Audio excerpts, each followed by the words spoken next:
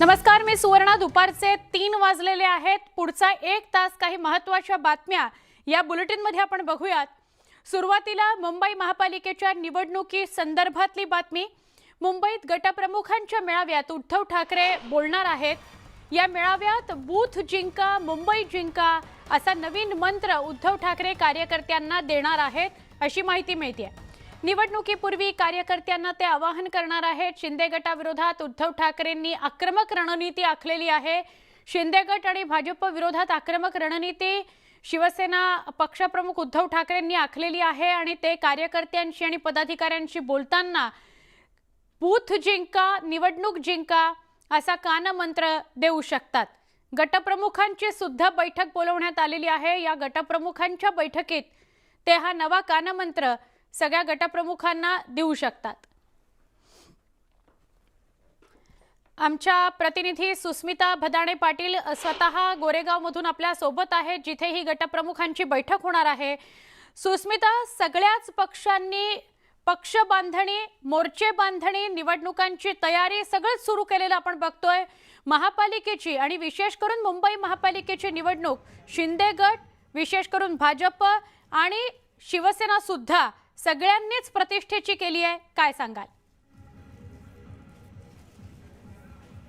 तर मुंबई महानगरपालिका निवडणूक आणि गेल्या काही दिवसांमधल्या, गेल्या काही महिन्यांमधला राजकीय नाट्य आपण बघितलं तर शिंदे गट विरुद्ध ठाकरे असा सामना आपल्याला पाहायला मिळत होता. आणि आज याच गद्दारांविषयी बोलणार आहेत उद्धव ठाकरे. संपूर्ण महाराष्ट्राचं याच्याकडे लक्ष आहे. याच नेस्कोच्या हॉलमध्ये सर्व गटप्रमुख आज एकत्र येणार आहेत. काही शिवसेनेचे कार्यकर्ते आपल्या सोबत आहेत. आजचा मेळावा हा गटप्रमुखांचा जरी असला तरी मोठं शक्ती प्रदर्शन आहे. काय नेमकं अपेक्षित आहे? आज संपूर्ण मुंबईमधील जेवढे आपले पदाधिकारी आहेत, फक्त गटप्रमुखच नाही पण जेवढी सुद्धा आमच्या अंगीकृत संघटना आहेत त्या सर्वांचे पदाधिकारी आज इथे एकत्र येणार आहेत.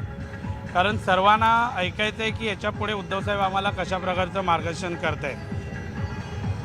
त्यामुळे हा संपूर्ण हॉल भरमसाठ भरणार आणि ही जागाही आम्हाला कमी पडणार. बीएमसीचं इलेक्शन येत आहे. गद्दारांना आपली जागा दाखवा, बदला घ्या, अशा पद्धतीची भूमिका पोस्टर्स मधनं पाहायला मिळते. तशाच पद्धतीचं मार्गदर्शन होणार असं वाटतं का? नक्कीच. आणि आपल्याला माहीतच आहे, जर आज जे शिंदे गट बोलत आहेत तर शिवसेनेमध्ये एकच गट आहे, ते म्हणजे गटप्रमुख. आणि हे गटप्रमुख जे ज्याच्या बाजूने असेल त्याचाच हा मुंबई महानगरपालिकेवर विजय निश्चित. तर मुंबई महानगरपालिका जिंकायची आहे आणि पुन्हा एकदा गटप्रमुखांशी संवाद साधायचा आहे, शिवसैनिकांना एकत्र जोडायचे, म्हणून आजचा हा गटप्रमुखांचा मेळावा विशेष असणार आहे. नक्की. धन्यवाद सुस्मिता, माहिती दिल्याबद्दल. अधिक माहिती तुमच्याकडनं घेत राहू.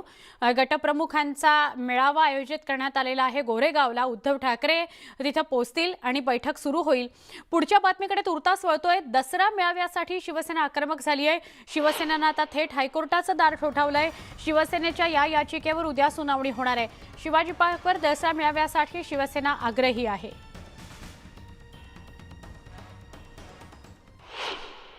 जी काय परंपरा त्या ठिकाणी चालू आहे त्या परंपरेला कुणी आडवत जाऊ नये.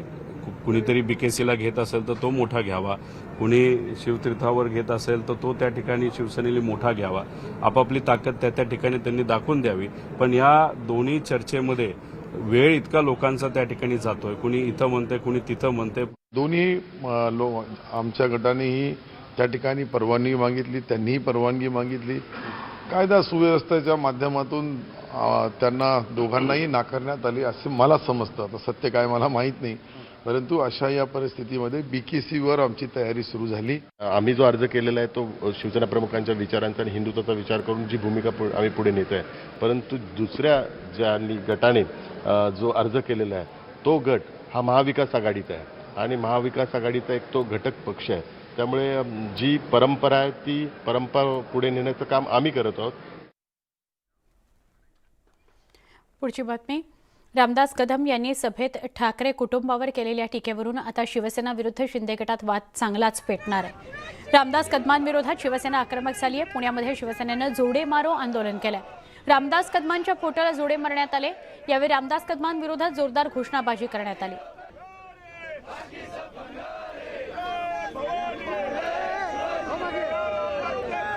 ज्या बाळासाहेबांचा फोटो हे लावून आज या पूर्ण महाराष्ट्रावर फिरतात, त्यांना त्याची लाजही वाटत नाही की त्यांचे संस्कार काय होते आणि ही भांडकुळं आज काय बोलतात.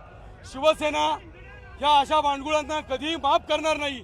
आज पूर्ण महाराष्ट्रावर या भांडकुळांच्या विरोधात ही आंदोलनं चालू आहेत आणि भविष्यात देखील या रामदास कदमाला या पद्धतीनेच आम्ही जोडे मारू आणि येणाऱ्या काळामध्ये भविष्यामध्ये जे शिवसेनेचे शिवसैनिक आहेत या रामदास कदमाचा व्यवस्थित समाचार घेतला जाईल.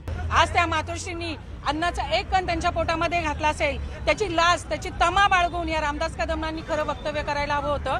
पण त्या रामदास कदमांनी आज त्या मासाहेबांबद्दल खराब असे उच्चार काढलेले आहेत. समस्त पूर्ण भारतीय संस्कृती जी आहे ती मातेचा महिलांचा सन्मान करते. ह्या भारतीय संस्कृतीचं त्यांनी पूर्णपणे छनन केलेलं आहे.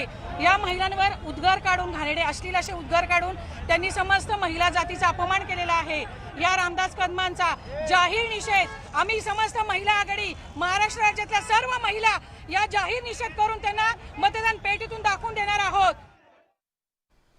राज्य मंत्रिमंडळाच्या बैठकीत शिंदे फडणवीस सरकारनं मोठे निर्णय घेतलेत.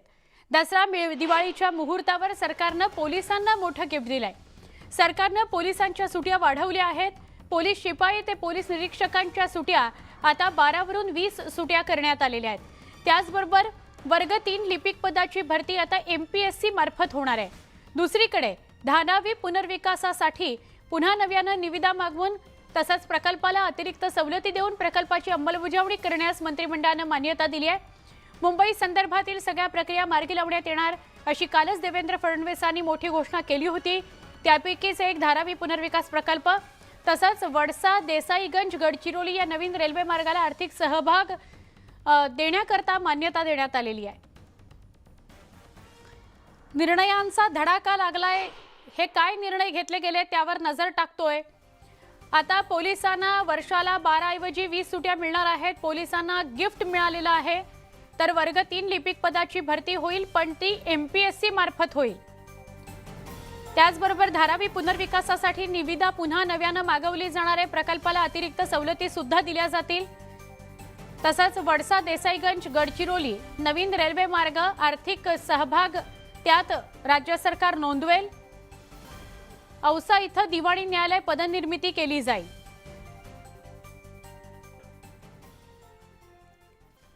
मुख्यमंत्री एकनाथ शिंदे आज नवी दिल्लीत दाखल होणार आहेत. या दौऱ्यात केंद्रीय निवडणूक आयोगामध्ये देखील ते जातील अशी शक्यता व्यक्त होते. महाराष्ट्र सदनात अनेक रूम्स बुक करण्यात आलेले आहेत. शिंदे गटातील 40 आमदारही दिल्लीला जाणार आहेत अशी माहिती मिळते. याचबरोबर विविध रखडलेले प्रकल्प मार्गी लावण्याकरता मुख्यमंत्री शिंदे हे केंद्रीय मंत्र्यांची भेट घेण्याची शक्यता आहे. वेदांता फॉक्सकॉन प्रकरणानंतर महाराष्ट्र सरकार फ्रंट फूटवर आलेलं आहे. महाराष्ट्र सदनाच्या बाहेर मुख्यमंत्री एकनाथ शिंदे यांचं स्वागत करणारे पोस्टर्स लावण्यात आलेले आहेत. तर देशभरातील शिवसेनेचे राज्यप्रमुख आज महाराष्ट्र शासनात येणार आहेत. त्या पार्श्वभूमीवर हे पोस्टर्स लावण्याची माहिती पुढे आलेली आहे. महाराष्ट्र सदनामध्ये अनेक मंत्री नेते येणार आहेत त्यामुळे हे पोस्टर्स लावण्यात आलेत असं कळतंय.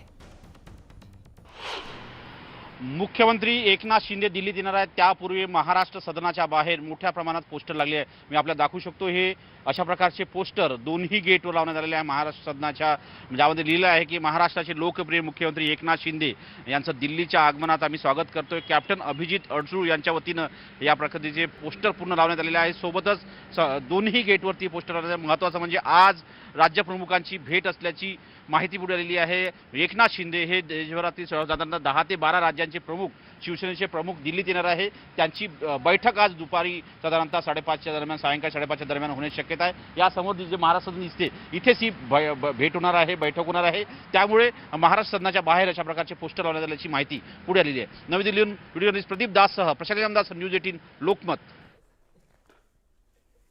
राज्याचे उद्योग मंत्री उदय सामंत हे दिल्लीत पोहोचले आहेत. मुख्यमंत्री एकनाथ शिंदे हे आज संध्याकाळी दिल्लीत पोहोचणार आहेत. या दौऱ्यात सीएम केंद्रीय मंत्र्यांच्या भेटीगाठी घेणार आहेत अशी माहिती मिळते. त्यांच्याशी संवाद साधला. उदय सामंत यांच्याशी संवाद साधला आमचे नवी दिल्लीचे प्रतिनिधी प्रशांत लीला रामदास यांनी. मुख्यमंत्री एकनाथ शिंदे दिल्लीत येणार आहेत. त्यापूर्वी उदय सामंत राज्याचे उद्योग मंत्री दिल्लीत पोहोचलेले आहेत. सर, आपण दिल्लीत आलेला आहात, काय विषय? दिल्लीमध्ये जे मी आलेलो आहे त्याचे 2-3 कारणं आहेत. एक पहिलं कारण म्हणजे दुपारी 1 वाजता केंद्रीय मंत्री नितीन गडकरी साहेबांच्या नेतृत्वाखाली महाराष्ट्रामध्ये जे लॉजिस्टिक पार्क होत आहेत त्याचे काही MOU आम्ही करतोय आणि जी बेरोजगारीबद्दल एक शंका निर्माण केली जाते त्याला उत्तर देण्याचा आम्ही प्रयत्न करतोय.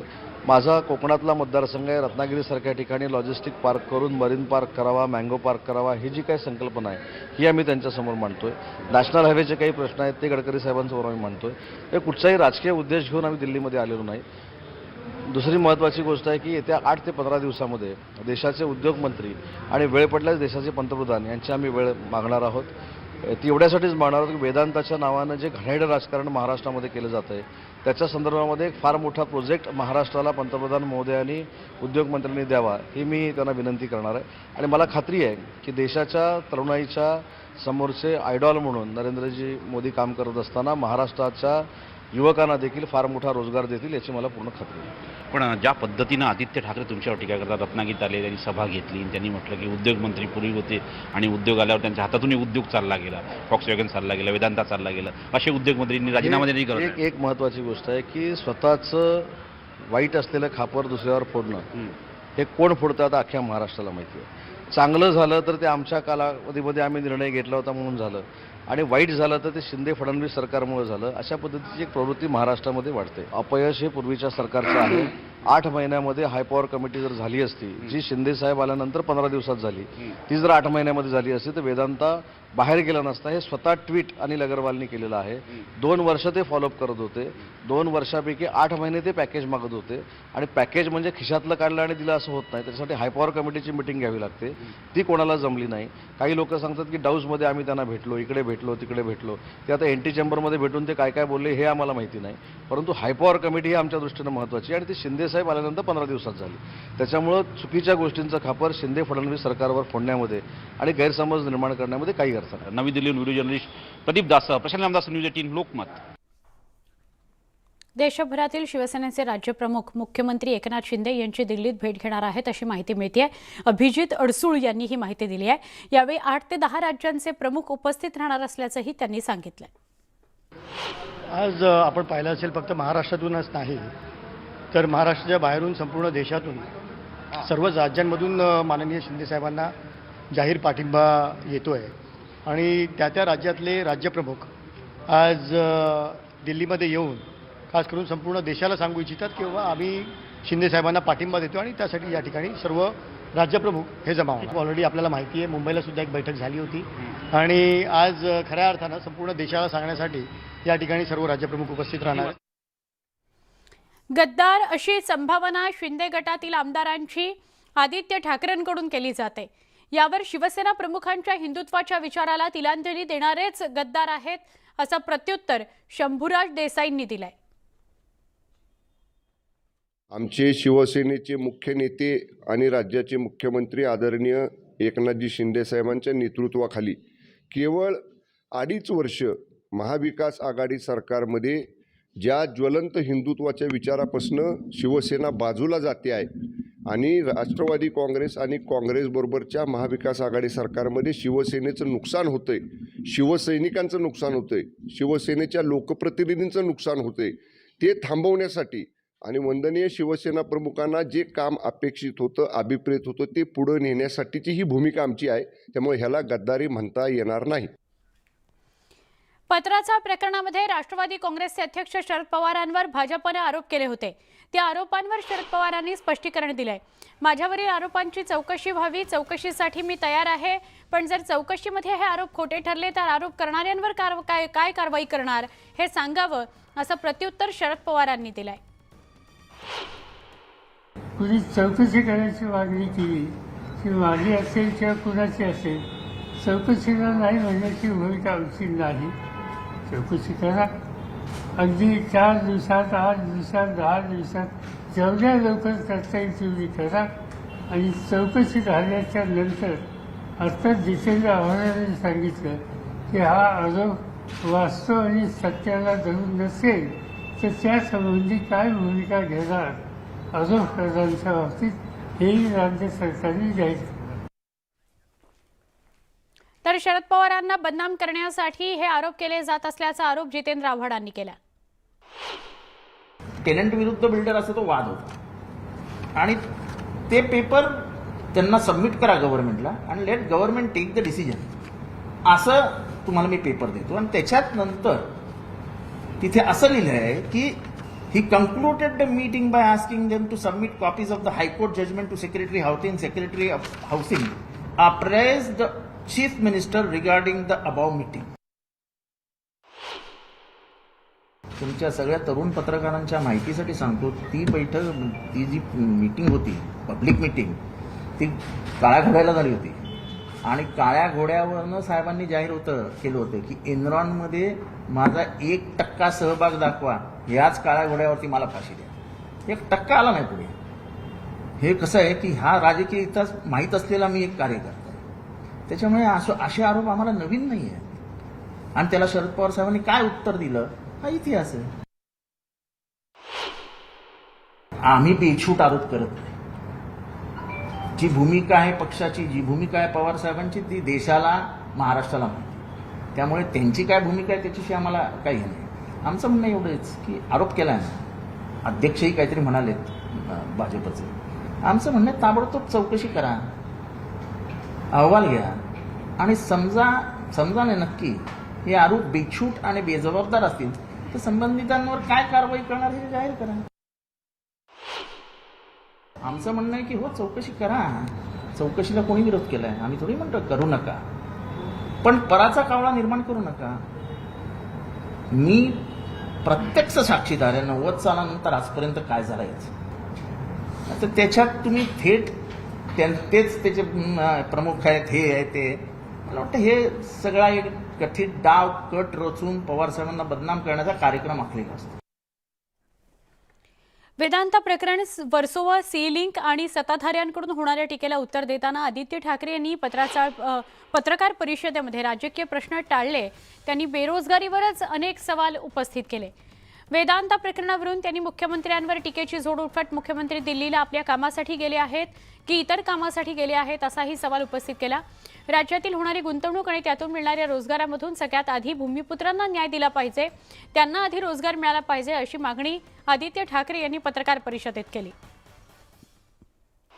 पण पुढे जात असताना जॉबसाठी आमच्या महाराष्ट्रातल्या मुलांनी किंवा इथे जे सगळ्या देशातून, सगळ्या राज्यातून मुलं येतात आमच्या महाराष्ट्रात, स्वप्न घेऊन येतात रोजगाराची, त्यांनी इथे वॉकिंगसाठी का संधी नाही? आणि मग ह्याच्यातून 2 गोष्टी स्पष्ट होतात. एक, हे सगळं जे चाललेलं आहे ते मुख्यमंत्री महोदयांच्या सहमतीने चाललेलं आहे. आणि जर नसेल तर मुख्यमंत्री महोदयांचं लक्ष आहे तरी कुठे? की जसं चेन्नईमध्ये वॉक इन इंटरव्ह्यू, चेन्नईमधलं जे सरकार आहे, डीएमकेचं सरकार आहे, ते उत्कृष्ट काम करत आहे. मग आर्थिकदृष्ट्या असेल, पर्यावरणासाठी असेल, मी रोज बघत आहे, तिकडच्या फायनान्स मिनिस्टरचे इंटरव्ह्यूज देखील बघत आहे.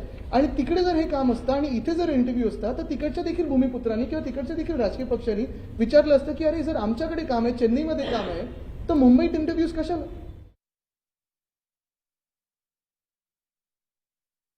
आणि तसाच माझा प्रश्न आहे की जर हे वर्सोवा बँड्रा सिलिंगचं काम असेल, एवढे वर्ष प्रलंबित असेल, अजून कुठेही उत्तर आलं नाही की किती टक्के काम झालेलं आहे. तुम्ही आमच्या कामांकडे गेलात, आमच्या सरकारच्या कामाकडे गेलात, बघितलं, कौतुक केलं, आनंदाची गोष्ट आहे. पण हे महाराष्ट्रातल्या तरुण तरुणींचं जे आर्थिक खच्चीकरण चाललेलं आहे, महाराष्ट्राचं जे इकॉनॉमिक आयसोलेशन चाललेलं आहे, ह्याच्यावर कुठेतरी आम्हाला संताप येतो. तर मुख्यमंत्री महोदयांचं लक्ष आहे तरी कुठे? जे मी सांगितलं ना की जो धांगडधिंगा चाललेला एकंदरच, कुठे काही गद्दार आमदार गोळीबार करतात पोलीस स्टेशनमध्ये, कुठे दमदाटी करतात, कुठे एक इंडस्ट्री टेक ओव्हर करण्याचा प्रयत्न करतात. पण ह्याच्यावर सगळं लक्ष थोडं कमी करून, कारण अजूनही मी बघतो त्यांच्याकडून जे ट्विट्स असतात की आज ह्याचा प्रवेश आणि त्याचा प्रवेश, हे राजकीय प्रवेश ठीक आहे, ते करून घ्या, आनंदाने करून घ्या, माझं काही म्हणणं नाहीये.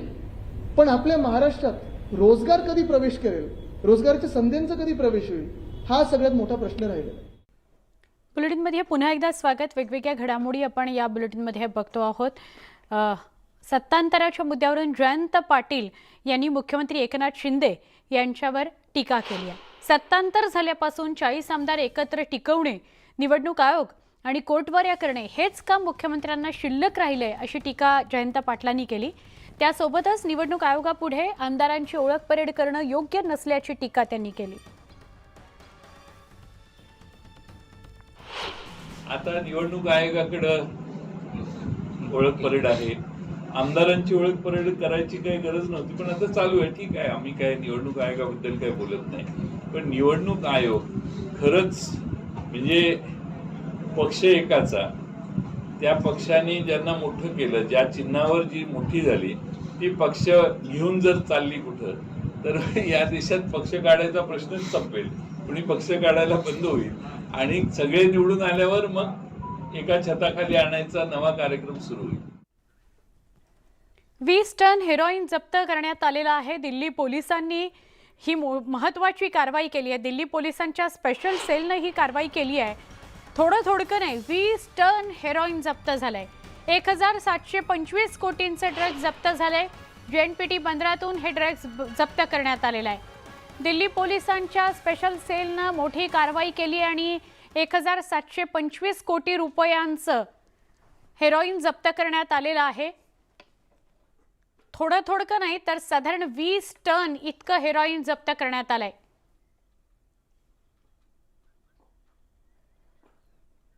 नाशिकच्या सातपूर परिसरात एका महिलेचा बाल्कनीतून पडून मृत्यू झाल्याची धक्कादायक घटना घडली आहे. 72 वर्षाच्या मंगला दळवी यांचा बाल्कनीजवळ गेल्यावर तोल गेल्यानं त्या खाली पडल्या आणि त्यांचा मृत्यू झालाय. या प्रकरणी नाशिकच्या सातपूर पोलीस ठाण्यात गुन्हा दाखल करण्यात आलाय. पोलिसांकडून अधिक तपास सुरू आहे. नाशकामध्ये महिलेचा बाल्कनीतून पडून मृत्यू झालाय.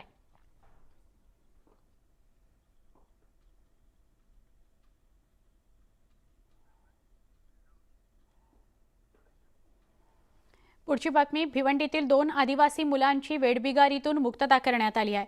मेंढ्या राखण्याकरता त्यांना अहमदनगरला नेण्यात आलं होतं. इगतपुरी तालुक्यातील एका या मुलीच्या संशयास्पद मृत्यूनंतर नाशिक अहमदनगर भागात लहान बालकांना मेंढ्या राखण्याकरता मेंढपाळांनी त्यांच्या पालकांकडून विकत घेतल्याचं समोर आलं होतं. या प्रकरणी घोटी, अकोले, घुलेवाडी इथं गुन्हे दाखल झाल्यानंतर त्याचं लोण आता भिवंडी तालुक्यात येऊन पोहोचलंय. पडगा पोलीस ठाण्यात 2 वेठबिगारी मुलांची मुक्तता करत मेंढपाळाविरोधात गुन्हा दाखल करण्यात आलाय. तुटपुंच्या मोबदल्यात या मुलांकडून बळजबरीनं शारीरिक श्रमाचं काम करून घेतलं जातं.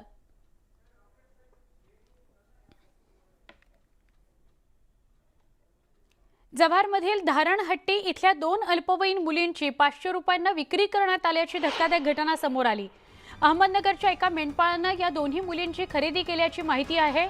8 वर्षाची मोठी मुलगी ही त्या मेंढपाळाकडे गेल्या 3 वर्षांपासून आहे, तर दुसरी 6 वर्षांची मुलगी गेल्या वर्षभरापासून त्याच्याकडे बालमजुरी करत होती. श्रमजीवी संघटनेने पुढाकार घेतल्यानंतर मुलींना खरेदी केलेल्या मेंढपाळाविरोधात जव्हार पोलीस ठाण्यात गुन्हा दाखल करण्यात आलाय. या दोघींपैकी मोठ्या मुलीचा शोध लागला असून 6 वर्षाच्या मुलीचा पोलिसांकडून अद्याप शोध सुरू आहे. या प्रकरणात तपासानंतर पुढील कारवाई केली जाईल अशी माहिती जव्हार पोलिसांकडून देण्यात आली आहे. अतिशय कमी किमतीमध्ये या मुलांचे या पद्धतीने व्यवहार होणं हे माणुसकीला अतिशय काळीमा फासणारी अशी गोष्ट आहे. कातकरी समाजाचं, ही सर्व मुलं कातकरी समाजाची आहेत, हे वैशिष्ट्य आहे. कातकरी समाजाचं जे भीषण दारिद्र्य आहे त्याचं हे भयंकर स्वरूप स्वातंत्र्याच्या 75 वर्षांनंतर समोर आलेलं आहे. दरम्यान महिला आयोगाच्या अध्यक्ष रुपाली चाकणकर यांनी वेठबिगारी मजुरीसाठी मुलींना गहाण ठेवलं जाणं हे शर्मेचं असं म्हटलंय. या प्रकरणाची महिला आयोगाने दखल घेतलेली आहे. वस्तुस्थिती दर्शक अहवाल तातडीनं मागवला आहे असं त्या म्हणाल्या. प्रसारमाध्यमामधून प्रसिद्ध झालेली बातमी अत्यंत दुर्दैवी आहे. वेठबिगारी आणि मजुरीसाठी मुलींना गहाण ठेवण्यात आले. ही महाराष्ट्रात घडलेली घटना अत्यंत दुर्दैवी, निंदनीय आणि शर्मेची आहे. खरं तर संबंधित घटनेमध्ये राज्य महिला आयोगाने सुमोटो दाखल केलेला आहे व वस्तुस्थितीदर्शक अहवाल सादर करण्याच्या सूचना दिलेल्या आहेत. यामध्ये बालमजूर कायद्याअंतर्गत संबंधित प्रकरणामध्ये गुन्हा देखील दाखल झालेला आहे. पण यामध्ये मुलींना पोषण आहार त्याचबरोबर शिक्षण जर मोफत दिलं आणि या योजनांची व्यवस्थितरित्या ठोस पद्धतीने अंमलबजावणी केली तर अनेक प्रश्न सुटण्यासाठी मदत होतील. कोल्हापूरमधून एक धक्कादायक बातमी आहे. लग्नाला नकार दिल्याच्या कारणावरून ऋतुजा चोपडे या 21 वर्षाच्या मुलीची हत्या करण्यात आली आहे. पन्हाळा तालुक्यातील गिरोली घाटात ही घटना घडली आहे. 28 वर्षाची कैलास पाटील आणि ऋतुजा हे एकमेकांना ओळखत होते अशी माहिती आहे. ऋतुजाचा खून केल्यानंतर कैलासनं विष प्यायलं. त्याच्यावर CPR रुग्णालयात उपचार सुरू आहेत. ऋतुजा आणि कैलास हे दोघे नात्यातील होते. त्यांनी लग्न करण्याचा निर्णय घेतला होता, पण त्यांच्या लग्नाला काही नातेवाईकांचा विरोध होता अशी माहितीही समोर आली आहे. त्यातूनच हे हत्याकांड झाल्याचं समजतंय. माझ्या गावात मोठा फोटो लावा असं मित्रांना सांगत कैलास कोल्हापूरला निघाला होता. मी आज आपलं जीवन संपवणार आहे असं तो मित्रांना म्हणाला होता. त्यानं गुड बाय लाईफ हे व्हॉट्सअप स्टेटस ठेवलं होतं.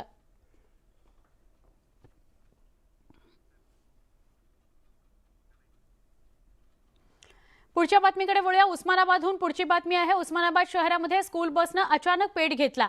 या स्कूल बसमध्ये प्राथमिक शाळेचे 20 पेक्षा जास्त विद्यार्थी प्रवास करत होते. स्थानिक तरुणांनी तत्परतेनं मुलांना बसमधून खाली उतरवलं. आगीवर नियंत्रण मिळवल्यानं मोठी दुर्घटना टळली. उस्मानाबाद शहरातील सनराइज इंग्लिश स्कूलचे विद्यार्थी या बसमध्ये होते. वाहतूक पोलीस आणि शहर पोलिसांनी तातडीनं हस्तक्षेप केला. घटनास्थळावरील संतप्त जमाव पांगला. गंभीर बाब म्हणजे या बसची कोणतीही नोंद आरटीओकडे नाही. अत्यंत जुनी आणि भंगार अवस्थेतली ही स्कूल बस पाहून आरटीओ अधिकारीही चक्रावले.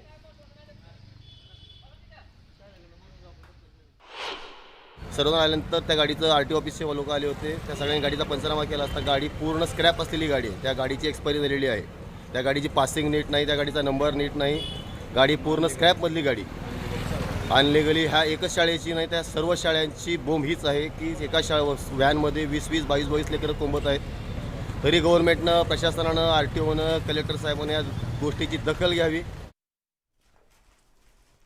नागपूरच्या राणी दुर्गावती चौकात काल रात्री एका कारचा भीषण अपघात झाला. अनियंत्रित कार दुभाजकावर आढळल्यानं ही घटना घडली. अपघात झाला तेव्हा गाडीमध्ये 3 प्रवासी होते. त्यात समीर स्टायलो नावाचा एक सोशल मीडिया स्टार देखील होता. हे तिन्ही प्रवासी जखमी झालेत. अपघाताची ही संपूर्ण घटना सीसीटीव्हीत कैद झाली आहे.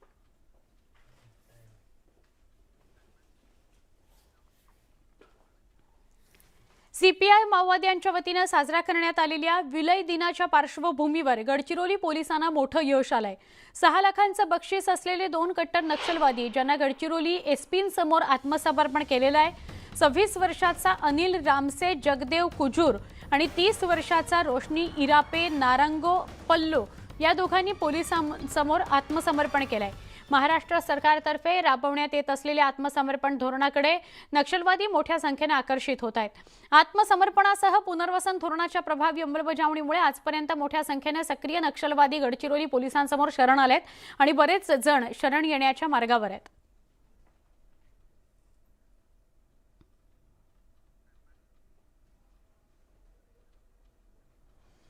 मुंबई नाशिक महामार्गावर जुन्या कसारा घाटात रस्त्याला मोठमोठे तडे गेलेत.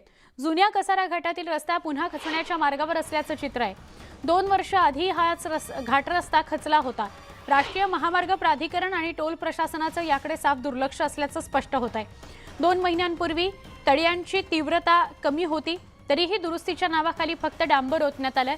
यामुळे घाटातून प्रवास करणाऱ्या प्रवाशांचा जीव टांगणीला आहे. राष्ट्रीय महामार्ग प्राधिकरण आणि टोल प्रशासन एखादी मोठी दुर्घटना होण्याची वाट बघतंय का असा सवाल विचारला जातोय.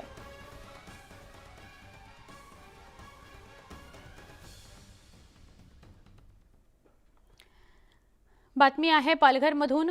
मुंबई अहमदाबाद राष्ट्रीय महामार्गावर तलासरी तालुक्यातील आमगाव इथं काल 24 तासात एकाच ठिकाणी 2 मोठे अपघात झाले. या 2 अपघातांमध्ये तब्बल 6 जणांचा मृत्यू झाला तर 3 जण जखमी झालेत. भरधाव कार चालकांचा खड्डा चुकवण्याच्या प्रयत्नात कारवरील ताबा सुटला आणि दोन्ही कार डिव्हायडर तोडून समोरून येणाऱ्या वाहनांना धडकल्या.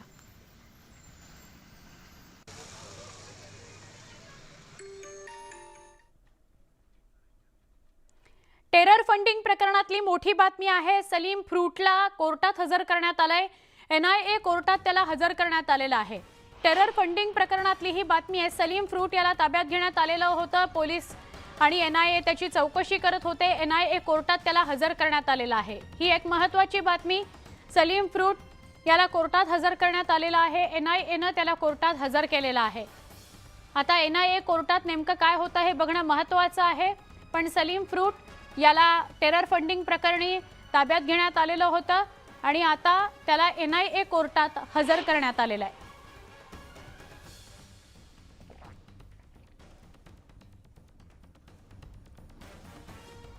ही दृश्य आहेत. सलीम फ्रूट याला NIA कोर्ट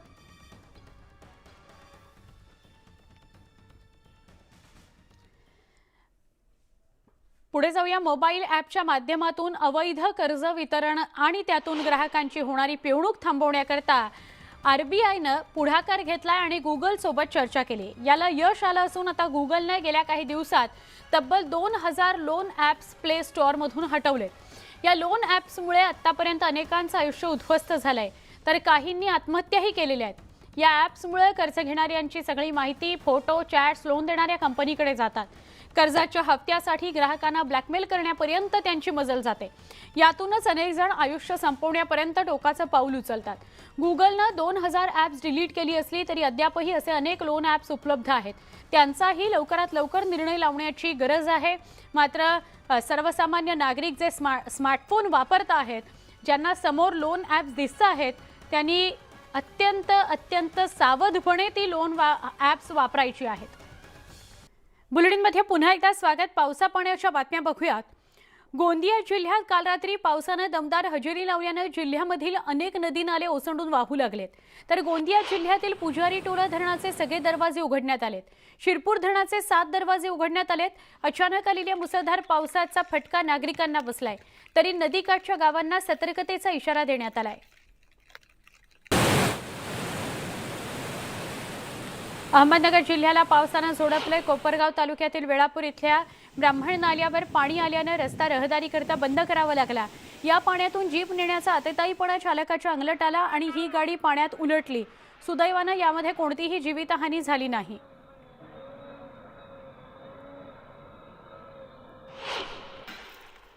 गोंदियात पावसानं थैमान घातलंय। मुसळधार पावसामुळे रस्ते पाण्याखाली गेलेले आहेत। रस्त्यांवर गुडघाभर पाणी आहे।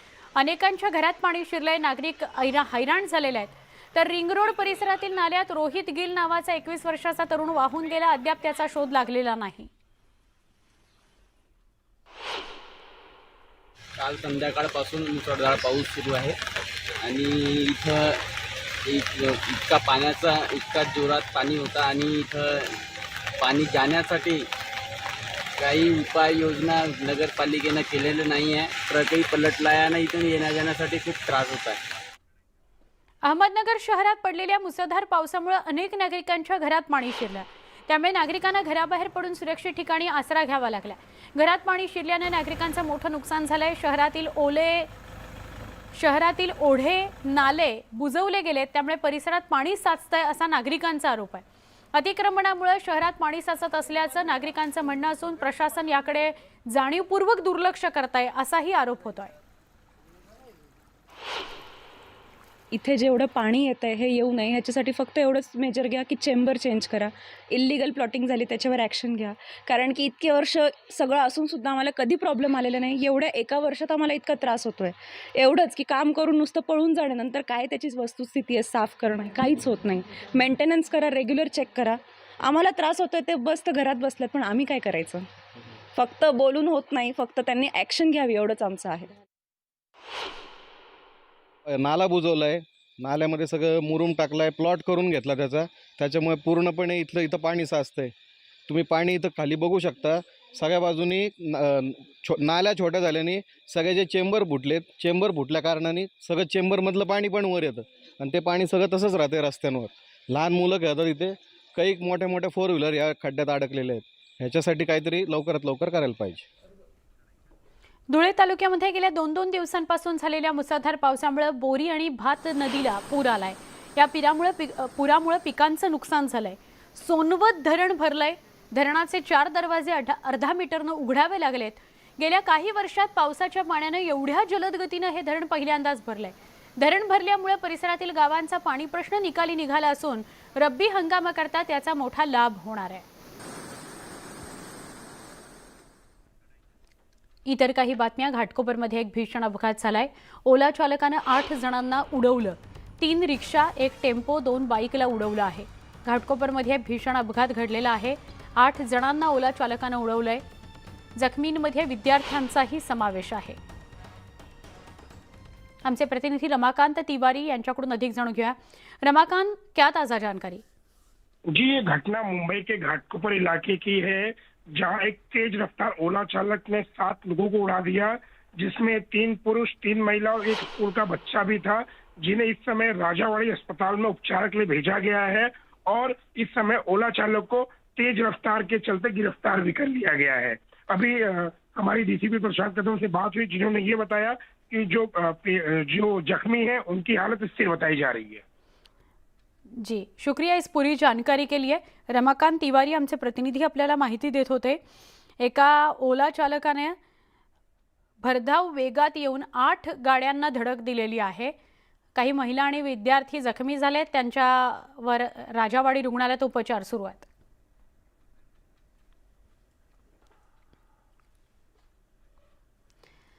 प्रसिद्ध स्टँडअप कॉमेडियन राजू श्रीवास्तव यांचं आज निधन झालं. वयाच्या 59व्या वर्षी त्यांनी अखेरचा श्वास घेतला. दिल्लीतल्या एम्स रुग्णालयामध्ये त्यांच्यावर गेल्या 42 दिवसांपासून उपचार सुरू होते. जिममध्ये व्यायाम करत असताना राजू यांना हृदयविकाराचा झटका आला. राजू श्रीवास्तव यांच्या प्रकृतीत सुधारणा व्हावी याकरता देशभरातील आणि विदेशातील त्यांचे चाहते प्रार्थना करत होते. पण आज अखेर त्यांची प्राणज्योत मालवली. त्यांनी अनेक चित्रपटांमध्ये शोजमध्ये काम केलेलं आहे. The great Indian laughter challenge या कॉमेडी शोमधून राजूची ओळख निर्माण झाली. या शोच्या यशानंतर राजू यांनी कधी मागे वळून पाहिलंच नाही.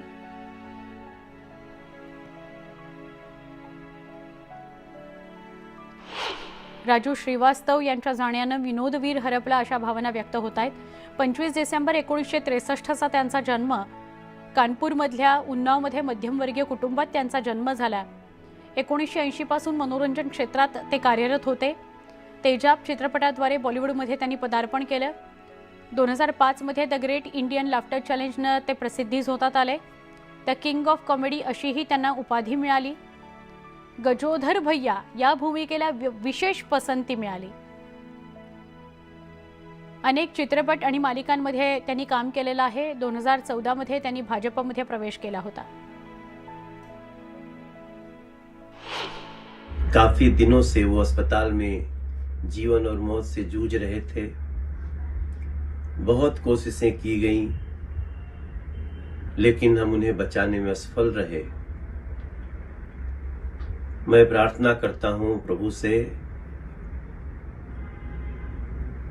कि राजू भाई को अपने श्री चरणों में स्थान दें और उनके जितने चहेते हैं उन सभी लोगों को ये दुख बर्दाश्त करने की शक्ति दें. वे एक अच्छे कलाकार थे. जीवन पर्यंत अपनी पीड़ा को दबाते हुए बिना किसी भेदभाव के सबका मनोरंजन करते रहे. आज वे हमारे बीच में नहीं हैं. मैं प्रदेशवासियों की ओर से दिवंगत आत्मा की शांति की कामना करता हूं. बहुत अफसोस है राजू श्रीवास्तव जी आज हमारे बीच में नहीं रहे हैं. राजू श्रीवास्तव जी बहुत गरीब परिवार से निकल करके अपनी मेहनत से, अपने संघर्ष से और अपने टैलेंट से ही कई स्टेज से लेकर के देश और दुनिया में उन्होंने अपनी पहचान बनाई. इतने दिन लगातार वो अपने जीवन से लड़ते रहे. डॉक्टरों का प्रयास रहा होगा जो बेहतर इलाज मिल सकता है, बेहतर से बेहतर इलाज मिल रहा उन्हें, लेकिन उसके बावजूद भी आज हमने उन्हें खो दिया है. राजू श्रीवास्तव हमारे पारिवारिक मित्र और बड़े भाई अब इस दुनिया में नहीं रहे और उनका देहावसान हो गया है. सभी जगत के लोगों को मैं नमन करता हूं प्रार्थनाओं के लिए.